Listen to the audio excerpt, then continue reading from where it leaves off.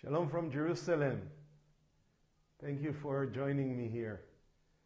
This is my very first broadcast from Israel. I'm very excited, so ease on me a little bit. I've been very hesitant and I prayed a lot over this subject. Should I start broadcasting from Jerusalem or not? And eventually the Lord told me that you should go for it. So there's nothing to lose, so I think I'll do it, it's not easy to broadcast from the city of God, from the Holy Land. It's a burden because you need to say something, you need to bring some news, you need to be exciting, you need to be different. And, all I cared for is really to make sure that there is ways for us together as a community to bless Zion. And for many, many years now, through the social media, Facebook, Twitter, even on my Instagram page, many of you, many people, many of followers been asking me a lot about what's happening in Israel. They wanted to be updated, they wanted to be posted. And I've decided that I'll try and do something about it. I've been really praying about it, and there are many people who's been here before, and now that they are trying to keep up and to try and be posted about what's happening in Israel, the only way they are nourished is by the mass media, and they understand and they know that they're not seeing the truth. There is a lot of biased approaches in the mass media concerning Israel. There's a lot of hatred, and sometimes people are seeing news that are coming from Israel and they cannot relate to it because, for example, there was a situation not long ago in Damascus Gate in the Old City where two Arab terrorists were stabbing a lady soldier. And the other soldiers retaliated and neutralized the two attackers, and this lady soldier was badly injured and taken to hospital. The CNN news were saying that two Palestinians were shot by Israeli forces. I mean, this is not the case. They were attacking, they were terrorists, and we just tried to actually protect ourselves. So these are things that are happening in the news and the media today. Other people that has been here, that has never been to Israel before, for various reasons. Some of them financially they cannot afford it. Other people, they have health matters, health issues. Other people just didn't feel the urge for it, but they still enjoy my post and my photos, and they ask me questions about Israel, and they want to be posted, they're interested, and I'm hoping that through this broadcast I'll be able to encourage them to make the effort and start getting ready to come to the Holy Land. We always believe that we are kingdom people, and we know that the kingdom is going to be right here. So at least if we're going to be relocated for 1,000 years, at least let's check it out in advance. I mean, why not come here to Israel and feel the blessing of this land? And I can promise you that once your feet on the ground, your boots on the ground are touching the soil of Israel, your soles, the shoe soles are touching the soil of Israel, there's a huge blessing in here. This is the land where our patriarchs and Jesus and the saints were operating. So it carries a message and it carries a beautiful protection. And I hope that through this broadcast I'll be able to encourage you to come over here to Israel and feel safe and secure, because you hear so many things in the news, but I can promise you that you'll be protected by God Himself, God Almighty. You'll be walking on the soil of this blessed land, and this soil has a blessing of healing. Many people need healing and help. We know that Jesus, for example, He took a little bit of the soil of Israel, He spit on it, He made it mud, and He put it on the eyes of the blind man, and he started to see. So the soil carries a blessing. So this is also very important for me that you will come over here and visit Israel. Other people, they asking me all the times, Doobie, we want you to share more about your tours. We want you to post a little bit more on your videos. And I was thinking about this, and I said, you know what, as a tour guide, somebody who knows Israel, every path and every trail, it would be nice from time to time to take you on a virtual tour together with me, so I can reveal to you the beauty and the uniqueness of this Holy Land, so you will fall in love with it exactly like I fell in love with it many years ago when I decided to become a tour guide of this land. And on top of all that, I was even thinking that from time to time I'll be able to come to several locations, holy sites mainly in Israel, like the Pool of Bethesda, the Wailing Wall, the Mount of Beatitude, Cana, where Jesus turned water into wine, Tabcha, where the miracle of multiplication took place, and many places where there are blessings and healings in them. And I can be there for you while I'm going to broadcast live from these posts, from these areas, and I'll be your physical presence in this place.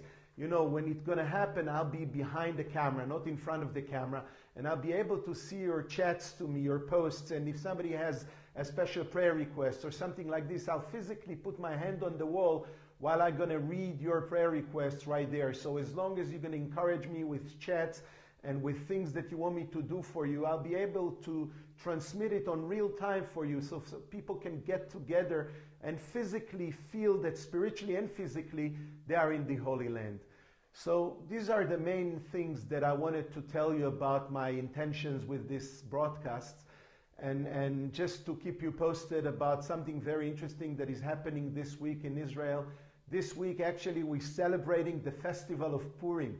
That's the happiest festival in the Jewish calendar. It's like Halloween back home in America, when we put masks on and we dress up and we are celebrating and even drinking a little bit, because we're celebrating the story of Esther, the beautiful scroll of Esther from the Bible, the amazing miracle. When every generation has a Haman of its own, like the Hitler during the Second World War, like Ahmadinejad nowadays, or Hezbollah, or the Hamas, every generation has their Amalekites, every generation has their Hitlers. And what happened during the times of the Bible in Persia, the Haman wanted to encourage the king of Persia to slaughter and kill and destroy all the Jews.